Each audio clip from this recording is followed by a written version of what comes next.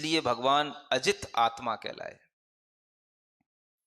ऐसे भगवान की स्तुति करते हुए आचार्य समंतभद्र महाराज अंतिम लाइन में कहते हैं, जिनश्रियम में भगवान विदत्ताम। मैं माने मेरे, हे भगवान मैंने आपकी स्तुति की, अब आप मेरे लिए क्या करोगे, मुझे क्या दोगे। मांगने की आदत छूटती नहीं है ना, हाँ किसी की नहीं छूटती। बड़े बड़े आचार्य भी प्रार्थना करते ही रहते हैं, लेकिन बस मांगते क्या है ये अलग चीज है। तो मुझे मिले, मुझे प्राप्त हो क्या, विदत्ताम माने मेरे लिए आप करें, क्या करें, जिनश्रियम, लक्ष्मी मुझे प्राप्त हो जाए, और कुछ नहीं चाहिए। समझ में आ रहा है ना। एक बार मांग लो, मांगने का झंझट ही छोड़ दो, बार मांगने का झंझट ही छोड़ दो। कुछ पढ़ते रहते हो ना, एक बार मांग लो, क्या मांग लो, हाँ, और दूसरी लक्ष्मी क्या मांगना, नहीं समझ में आ रहा। किसी एक की लक्ष्मी मांगोगे, उससे भी बढ़कर के दूसरे के पास दिखाई देगी, उससे भी बढ़ के दूसरे के पास दिखाई देगी। और जो सबसे बड़ी लक्ष्मी है वो कौन सी है, अरे मोक्ष तो ठीक है, पहले जिनेंद्र भगवान की लक्ष्मी जिनश्री। समझ में आ रहा है, हाँ अच्छा नाम है। अगर घर में लक्ष्मी उत्पन्न हो जाए तो उसका नाम रख लेना जिनश्री।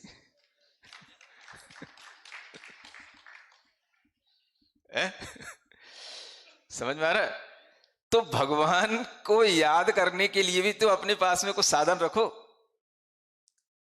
कि हमें क्या चाहिए, क्या भगवान से मांगना। तो हे भगवान, जैसा आपने अपनी आत्मलक्ष्मी, लब्धात्म लक्ष्मी, वो आत्मलक्ष्मी जो है वही जिनश्री है, जैसी आपकी आत्मा की लक्ष्मी, आपकी आत्मा का वैभव आपने प्राप्त कर लिया, वही वैभव मुझे भी प्राप्त हो जाए, यही मुझे अपनी स्तुति से फल चाहिए, और कुछ नहीं चाहिए। तो ये होता है, जो महान व्यक्ति होते हैं वह स्तुति के फल में कोई भी सांसारिक चीजों की इच्छा नहीं करते हैं, वह हमेशा इसी आत्मिक वैभव की इच्छा करते हैं। जो आत्मलक्ष्मी आपने प्राप्त की वही आत्मलक्ष्मी हमें प्राप्त हो, इसलिए हे भगवान हम आपकी आत्मलक्ष्मी की ओर देख रहे हैं, उसकी स्तुति कर रहे हैं। तो आपकी दृष्टि जहां होगी आपको वही चीज प्राप्त होगी। आप भगवान के समक्ष होते हो तो आप भगवान के वैभव को देखते रहते हो, है ना। चोरों की दृष्टि से तो नहीं देखते हो कि ये हमें कैसे मिल जाए, भगवान का सिंहासन, भगवान के छत्र रत्न जड़ित, समझ आ रहा है, एक आध टूट के मेरे हाथ में आ जाए। तो वैभव को क्या देखना, सीधा भगवान को देखो ना। तो सब वैभव में ही लगे रहते हैं।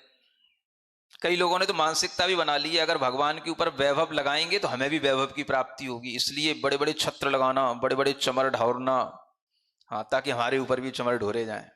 देखते हैं कब ढोरेंगे तुम्हारे ऊपर। जब तक तुम्हारा चित्त ही पवित्र नहीं होगा, तुम्हारे अंदर भगवान की भक्ति का एक पवित्र भाव नहीं आएगा, तो चित्त पवित्र हुए बिना कभी इस तरह की कामनाओं से कुछ भी नहीं होता। तो व्यक्ति को भगवान की भक्ति करने का जब मन बनता है तो वह केवल भगवान की ओर देखता है, भगवान का स्वरूप देखता है। जब भगवान का स्वरूप देखते देखते आप थको, तब इधर उधर देखने की बात आए तो ठीक है, लेकिन पहली पहली नजर में तो आपको भगवान के ऊपर ही दृष्टि रखनी चाहिए।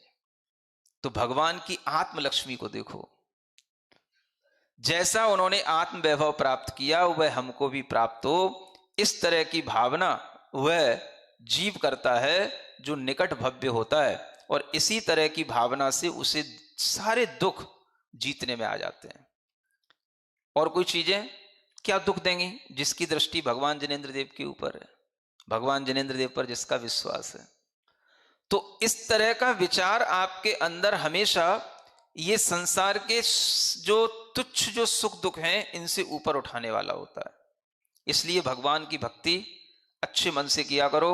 जो भगवान की भक्ति में छंद आचार्यों ने, मुनियों ने लिखे हैं उनको पढ़ा करो, और उसी भक्ति से अपने अंदर एक शक्ति भी प्राप्त करो।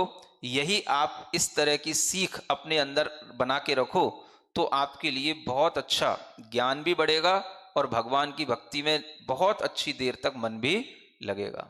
और ये काम एक दिन का नहीं होता। समझ आ रहा है? ये सब लाइफ लॉन्ग जर्नी होती है। हाँ, एक दिन का काम नहीं होता, एक दिन की जॉब नहीं है। हाँ कि भाई आज भक्ति कर ली तो अब कल्याण हो गया, अब तो पूरी जिंदगी भर के लिए फुर्सत हो गई।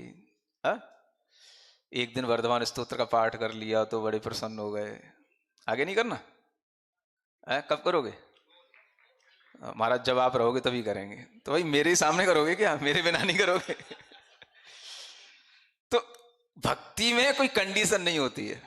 समझ आ रहा है? मन बनाओ, जो आनंद हमने इन दिनों में लिया है वो दिन हमारे पास अकस्मात आ गए। किसी